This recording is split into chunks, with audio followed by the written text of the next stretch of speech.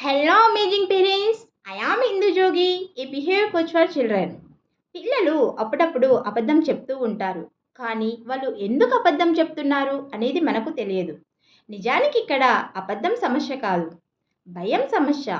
ఎందుకంటే పిల్లవాళ్ళు చెడ్డవాళ్ళై మనతో అబద్ధం చెప్పడం లేదు. వాళ్ళు నిజం చెప్పేస్తే మనం ఎక్కడ కోపడతామో లేక ఏదైనా పనిష్మెంట్ ఇస్తామేమోనని భయపడి మనకు అబద్ధం చెప్తూ ఉంటారు.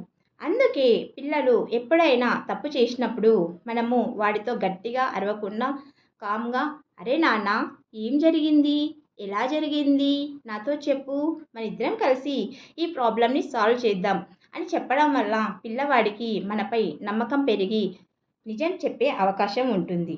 ఫర్ ఎగ్జాంపుల్, పిల్లవాడు ఎప్పుడైనా గ్లాస్ పగలగొట్టినప్పుడు మనము వాడితో కోపంగా అరే నువ్వు ఈ గ్లాస్ పగలగొట్టావా అని అడగకుండా అరే నాన్న ఇది ఎలా జరిగింది, ఎవరు చేశారు అని నెమ్మదిగా కామ్గా అడిగితే వాడు సారీ మమ్మీ, ఇది నేనే పొరపాటున పగలగొట్టాను, ఇంకోసారి ఇలా చెయ్యను మమ్మీ అని చెప్పే అవకాశం ఉంటుంది.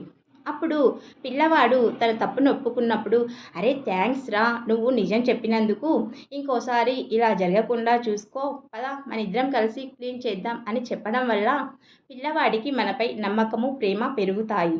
అందుకే నిజం అనేది శాంతిలో పుడుతుంది కానీ కోపంలో కాదు. పేరెంట్స్, మీ పిల్లలు ఎప్పుడైనా ఇలా చేసినప్పుడు ఒకసారి ఈ విధంగా మాట్లాడి చూడండి. If you like this please like, share, comment. Thank you.